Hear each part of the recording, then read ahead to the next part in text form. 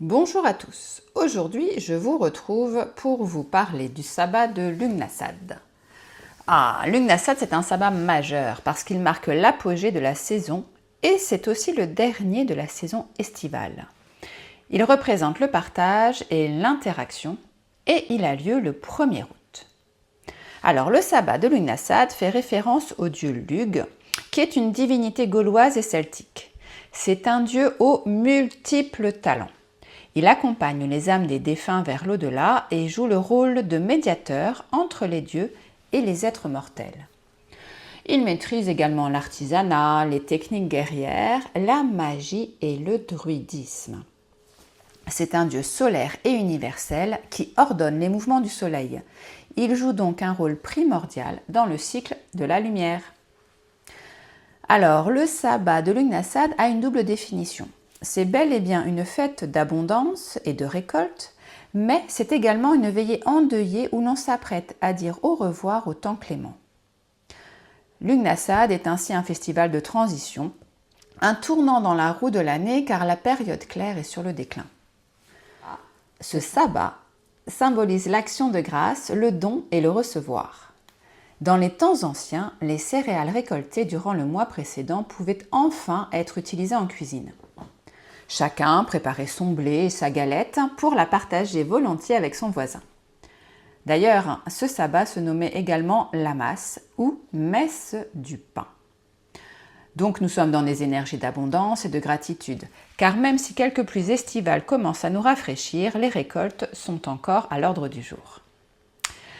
Voilà pour la symbolique et la signification du sabbat de Lughnasadh. Maintenant, au niveau du foyer, Lughnasadh est un festival d'amitié et de partage. Alors, on a le foyer qui s'ouvre, qui ouvre ses portes, qui accueille les familles et les amis. On confectionne du pain ensemble, des pâtisseries, des fougasses, des graissins. Et puis, c'est aussi la période où on peut faire des bocaux, des stérilisations, des hydratations, ou même de la lactofermentation, les fruits et les légumes de la belle saison. Concernant le corps, il faut profiter de ce dernier mois des grandes vacances. Bain de soleil, bain de minuit ou bain de foule si l'on en a envie, l'ouverture au monde extérieur, quoi qu'il en soit, est importante. Mais le sabbat de Lughnasadh est aussi un appel à la terre.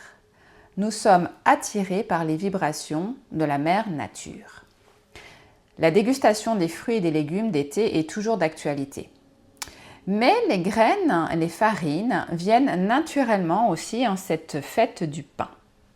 On peut alors faire des clafoutis aux cerises, tartes à l'abricot ou encore le vin et le pain fait maison. Il y a moult possibilités de célébrer Lughnasadh. En ce qui concerne l'esprit, Lughnasadh exprime le temps des récoltes et des champs, et bien cette même récolte devient intérieure et spirituelle. Ainsi, un constat s'impose sur les mois passés. Qu'ai-je semé? Comment l'ai-je nourri et entretenu?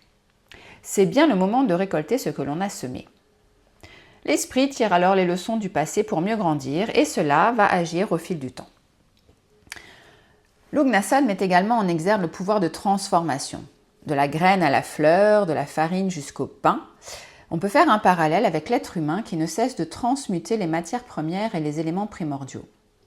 Mais cette fois-ci, l'alchimie se fait à l'intérieur de nous et il est alors temps de transcender ces parts d'ombre en une lumière pure et salvatrice. Et pour finir, le temps de paix avec son voisin devient également un temps de paix personnel. Il est l'heure de se pardonner ou de pardonner autrui afin de se libérer des chaînes du passé. Tout un programme, n'est-ce pas, pour Lughnasadh? Et puis, pour nous accompagner dans cette célébration, on peut aussi faire un autel en mettant une nappe blanche, marron ou beige avec quelques bougies blanches, dorées, jaunes qui vont rappeler le soleil, la lumière. Et puis quelques graines comme de l'avoine, de l'orge, du maïs, du pain, des épis de blé, de la lavande. Éventuellement, si vous confectionnez des viennoiseries ou des pâtisseries, vous pouvez en déposer quelques-unes sur votre autel. Voilà, vous connaissez maintenant la symbolique du sabbat de Lughnasadh, ainsi que quelques idées, propositions pour le célébrer.